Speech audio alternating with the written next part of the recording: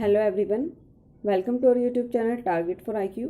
देखिएगा, आज हम एक न्यू सीरीज़ स्टार्ट करने वाले हैं जिसमें हम उत्तराखंड एपीयू की जो एक्सपेक्टेड डेट आई है 21 नवंबर, उससे रिलेटेड जो भी प्रीवियस ईयर के जो क्वेश्चन पेपर होंगे, ठीक है, उन्हें हम सॉल्व करने वाले हैं। तो चलिए स्टार्ट करते हैं। सबसे पहले स्टार्ट करते हैं 2016 वाला। ये जो क्वेश्चन पेपर है ये है 2016 का, ओके। और ऐसे करके 2016 में उसके पहले जो भी एग्ज़ाम हुआ होगा ना, वो सारे के सारे हम अपनी वीडियो में, इस वीडियो सीरीज़ में हम डिस्कस करेंगे। तो चलिए स्टार्ट करते हैं। सबसे पहला क्वेश्चन है कि निम्नलिखित में से कौन सा वाद भारतीय दंड संहिता के अधीन संयुक्त दायित्व से संबंधित है। देखिए, इंग्लिश वाले बच्चों को प्रॉब्लम ना हो इसलिए इंग्लिश में भी क्वेश्चन है कि which one of the following case is related to joint liability under Indian penal code, ठीक है। तो आप सभी को पता होगा कि भाई जो महबूब शाह वर्सेस एम्परर का केस है, किसका? महबूब शाह वर्सेस एम्परर का केस है, वो संयुक्त दायित्व से संबंधित है, सेक्शन 34 ऑफ आईपीसी, ठीक है, ओके। चलिए नेक्स्ट क्वेश्चन देख लेते हैं कि the provision that act done in good faith for benefit of child और इनसेंट पर्सन बाय और bye consent of guardian is provided under which section of the Indian penal code. तो question क्या है, हिंदी वाले भी देख ले कि संरक्षक द्वारा या उसकी सम्मति से, किसके द्वारा कह रहा है कि संरक्षक द्वारा या उसकी सम्मति से शिशु या किसी उन्मत्त व्यक्ति के लाभ के लिए सद्भावना पूर्वक किया गया कोई कार्य शब्दावली भारतीय दंड संहिता की किस धारा से संबंधित है। तो किस धारा से संबंधित है? जब कोई क्या कर रहा है भाई, कोई संरक्षक क्या दे रहा है, कंसेंट दे रहा है, ठीक है, कि उसके बच्चे के लिए, कोई उसके बच्चे के फायदे के लिए कोई कार्य किया जाए। लाइक कोई टीचर है, टीचर बच्चे को पिटाई कर देता है ना, या फिर कोई ऑपरेशन वगैरह करना होता है, तो कहाँ बचाव मिलेगा उन्हें बचाव मिलेगा सेक्शन 89 में, ठीक है। जनरल एक्सेप्शन से रिलेटेड है, और जनरल एक्सेप्शन कहाँ पर है? आईपीसी के चैप्टर 4 में, ठीक है। थोड़ा बहुत डिटेल में देख लेंगे जिससे कि सारी चीज़ें आपको क्लियर होती चले। नेक्स्ट क्वेश्चन है कि Z under the influence of involuntary drunkenness attempts to kill A, here Z is guilty of the offence of, कि क्या कर रहा है भाई, यह जो है वो अस्वेच्छा मत्ता के प्रभाव में, मतलब उसकी मर्जी नहीं है, उसे शराब पिला दी गई, ठीक है, उसमें क्या कर रहा है वो, कै को जान से मारने का प्रयत्न करता है, वहाँ यह दोषी होगा। यह किस अपराध का दोषी होगा? यहाँ पर क्या है कि उसने जानबूझकर शराब नहीं पी, ठीक है, अस्वेच्छा मत्ता है, तो वो किसी भी अपराध का दोषी नहीं होगा। और कौन से सेक्शन में है? सेक्शन 85। किस में है? Section 85 of IPC. क्लियर है? समझ आ गया होगा आई थिंक। 85 क्या कहता है कि भाई अस्वेच्छा जब मत्ता करता है बंदा, ठीक है, वहां की बात करता है। और यहाँ क्या कह रहा है कि अस्वेच्छा मत्ता के प्रभाव में कै को जान से मारने का प्रयत्न करता है, यहाँ यह दोषी होगा। कौन से अपराध का दोषी होगा? तो किसी भी अपराध का दोषी नहीं होगा। फिर है the presence of abettor when offence is committed is provided in Indian penal code under, क्या कह रहा है कि अपराध किए जाने के वक्त जो दुष्प्रेरक व्यक्ति है, जो अबेटर है, वो उपस्थित रहता है, तो वो भारतीय दंड संहिता आईपीसी के कौन से सेक्शन में क्या होगा, कौन से सेक्शन उससे रिलेटेड है? तो कौन सा है भाई? सेक्शन है 114, ठीक है। जब जो दुष्प्रेरक है वहां पर उपस्थित होता है तो क्या माना जाता है कि जैसे उसी ने ही वो अपराध किया हो। नेक्स्ट है कि A without any excuse fire a loaded cannon into a crowd of person and kills one of them, here A has committed the offence of. क्या कह रहा है कि भाई क्या है, क्या कर रहा है, ए क्या कर रहा है, बिना किसी प्रतिहेतु के बिना व्यक्तियों के एक समूह पर भरी हुई तोप चला देता है और उसमें से एक को क्या कर देता है, मार देता है। तो यहाँ क्या किस अपराध का दोषी होगा? यहाँ पर अपराध का दोषी होगा भाई मर्डर का। क्लियर है? नेक्स्ट देखिएगा, section 366B of the Indian penal code is related to the offence of, ये जो धारा 366 ख है वो किस अपराध से संबंधित है? तो किस अपराध से संबंधित है? वो है भाई विदेश से लड़कियों के आयात से, ठीक है। क्या कर रहा है कि विदेश से लड़कियों का क्या कर रहा है भाई, आयात कर रहा है उसके लिए दंड का प्रावधान किया गया है 366 बी में। नेक्स्ट देख लेते हैं, attempt to commit robbery is punishable under Indian penal code is, कि भारतीय दंड संहिता की किस धारा में लूट करने का प्रयत्न भी दंडनीय अपराध है। तो कौन सी धारा है, धारा है 393 और मोस्ट इंपोर्टेंट है, बार बार पूछ लिया जाता है और ये कंफ्यूजन वाला क्वेश्चन भी है। नेक्स्ट देखते हैं,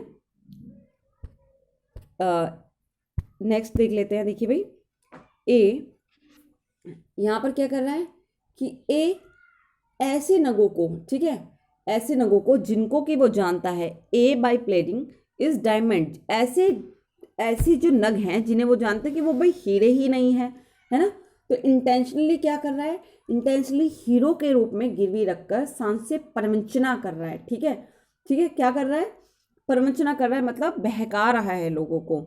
ठीक है, और क्या कर रहा है, उससे बहका कर पैसे उधार ले रहा है।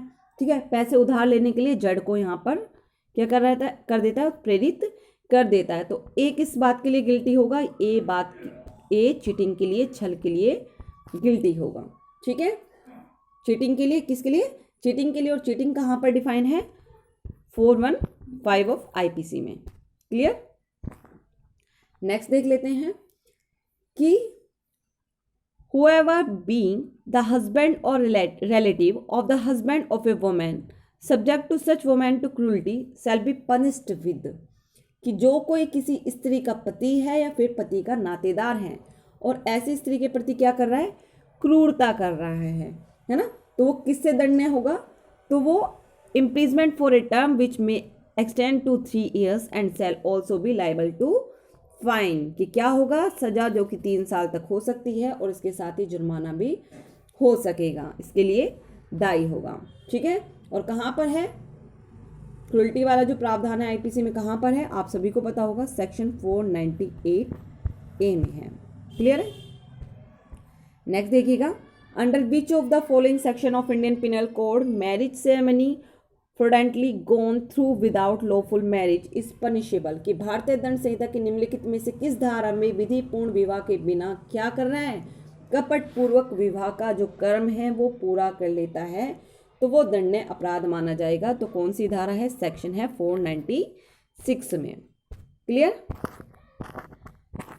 अब नेक्स्ट देख लेते हैं, क्वेश्चन नंबर 11 है कि इंडियन पिनल कोड के किस अपराध के लिए दुराशय एक आवश्यक तत्व नहीं है।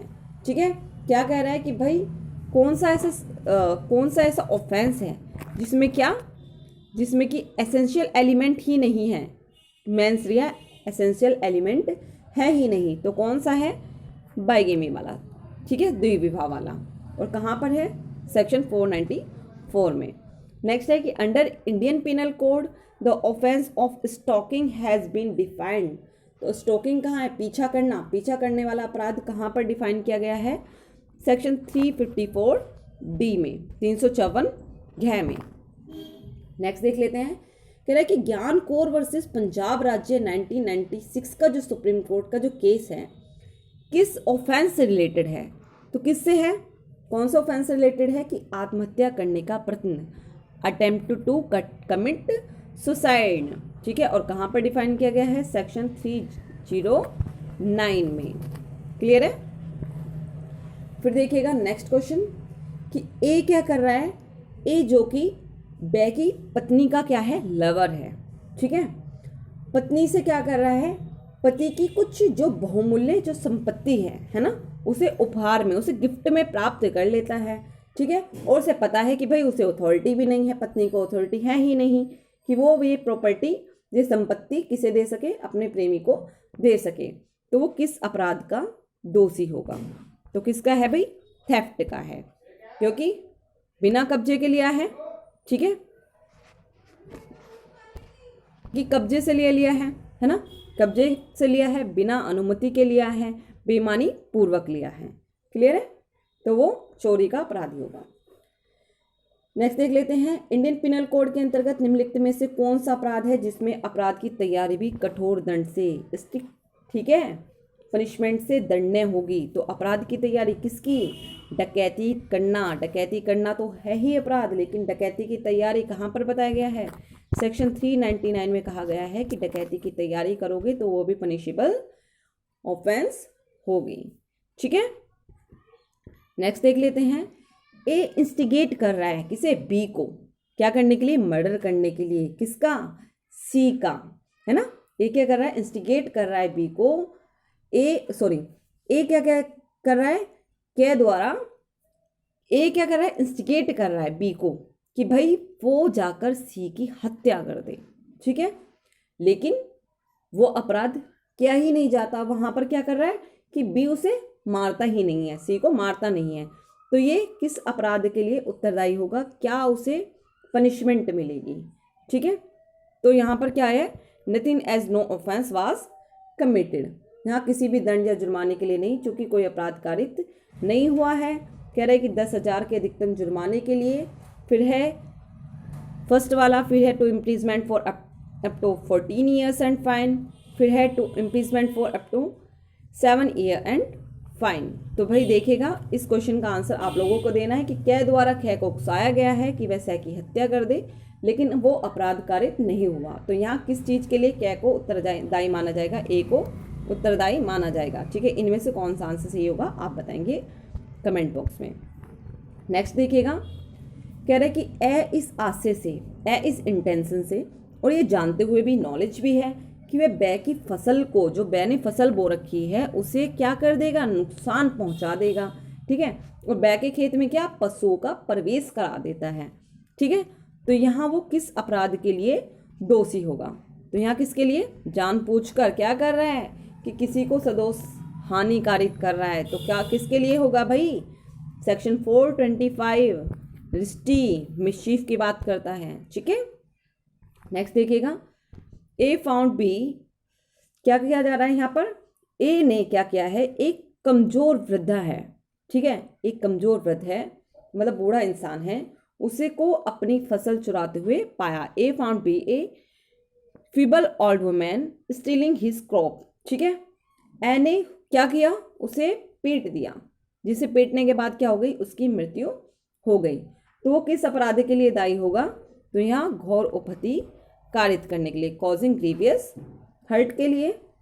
ठीक है, या हत्या के लिए, कल्पेबल होमिसाइड के लिए, या फिर no offence on the basis of exercise of right of private defence of property. Clear है। तो क्या होगा यहाँ पर, उसने उसे पीटा जरूर है, लेकिन उसे इतना नहीं पीटा कि वो मर जाए। ठीक है, तो यहाँ पर वो घोर उपहति के लिए दायी होगा। आंसर होगा ए। नेक्स्ट देख लेते हैं, विच one of the following is not an essential element of the offence of acid attack mention under section 326A of Indian penal code. कि एसिड हमले के अपराध का कौन सा आवश्यक अंग नहीं है। तो केवल शारीरिक दर्द होना, ओनली बॉडीली पेन होना एसेंशियल एलिमेंट नहीं है किसका, एसिड अटैक का। ठीक है, बाकी सारे हैं, जैसे कि पार्शियल डैमेज हो गया है, ठीक है, और अंग भंग हो गया है, या फिर उसे डैमेज हो गया है, ठीक है, ग्रीवियस हर्ट हो गया है। तो ये सारे एसेंशियल एलिमेंट हैं। तो ये हमारा पार्ट 1 कंप्लीट होता है। नेक्स्ट वीडियो में हम आगे के जो क्वेश्चन हैं उन्हें देखेंगे। आपको ये वीडियो कैसी लगी प्लीज़ कमेंट बॉक्स में ज़रूर बताइएगा, और आगे भी आप ऐसी सीरीज़ चाहते हैं लॉ के साथ साथ जीएस की भी, तो कमेंट करके ज़रूर बताइएगा। Thank you so much.